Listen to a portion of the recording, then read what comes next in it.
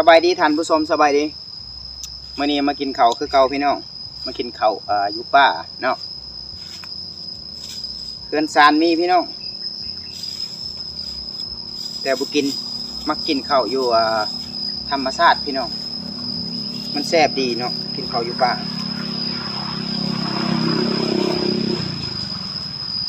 เพื่อนซานมีพี่น้องบ่กินข้าพเจ้าแบบมักกินแบบสบายบ้านๆพี่น้องมาพี่น้องมันเลยแซ่บๆน้ำกันเด้อปิ้งไก่พี่น้อง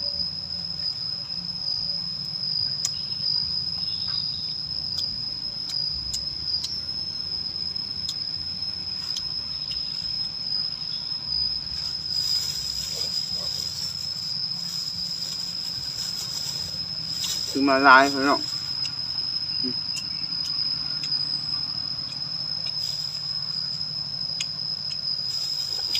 เอานี่ออก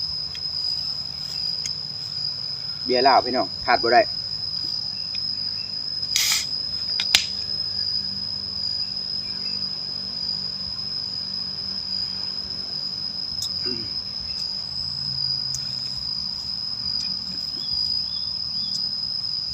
โคตรแซ่บเลยพี่น้องกินข้าวอยู่ป่าข้าพเจ้ามากินข้าวแบบกับธรรมชาตินี่สิมันแซ่บพี่น้องกินข้าวอยู่เฮือนอยู่ซ่านเนี่ยบ่ค่อยแซ่บปานใด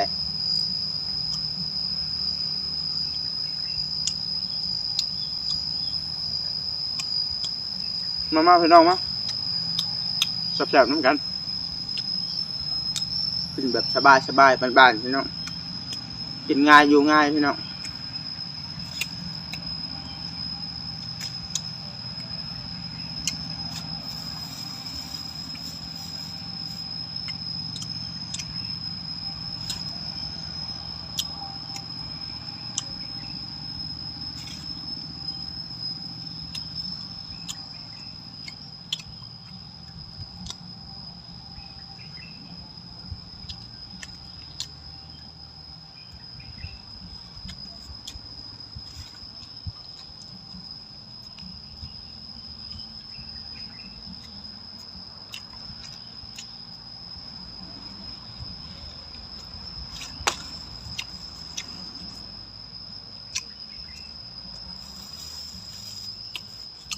โคตรแซ่บเลยพี่น้อง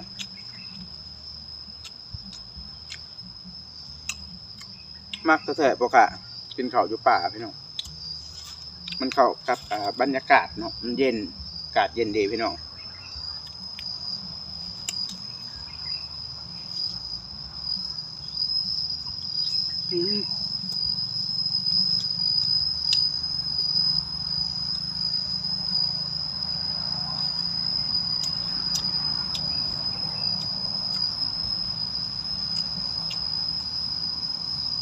โคตรแซ่บเลยพี่น้อง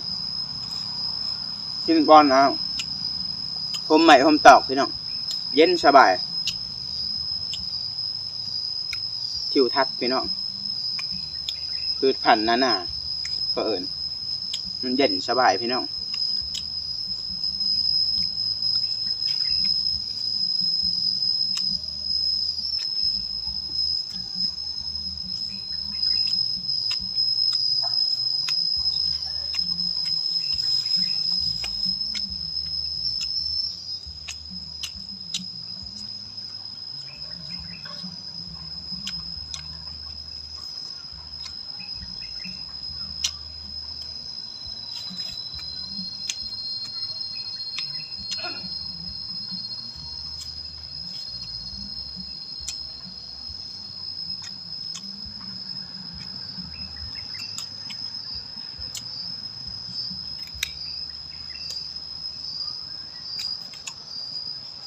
โคตรแซ่บเลยพี่น้อง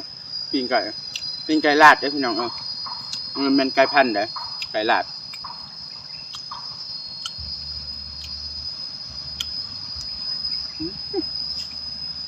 แซ่บเหรอ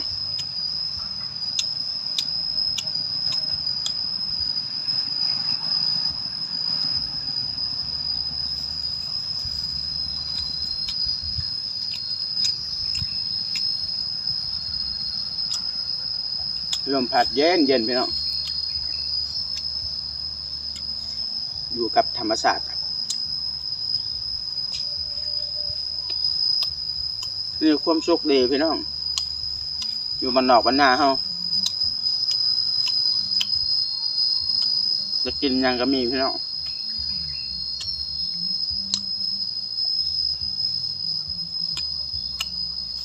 ว่าหาแต่เสือดอกจะกินผักก็มีพี่น้องจะกินผักกระโดนผักกระเดาก็มีเลาะไปหาก็ได้รถจะกินปูปลาบอพี่น้องมันก็มีเบิดบ่ต้องซื้ออยู่บ้านนอกมันจะสบายในนิดนึง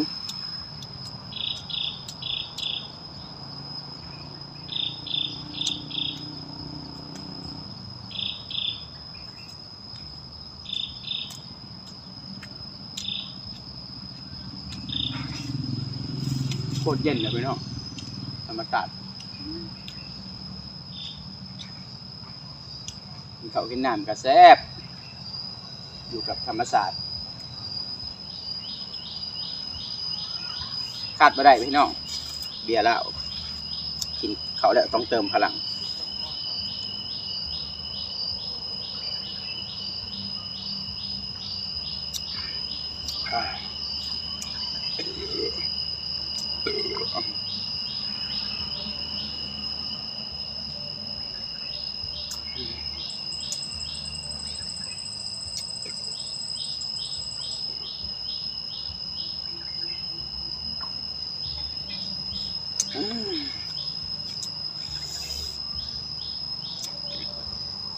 อิ่มท้องเลยพี่น้องโอเคพี่น้องคลิปก็จบเพียงเท่านี้เนาะฝากติดตามตอนต่อไปเนาะ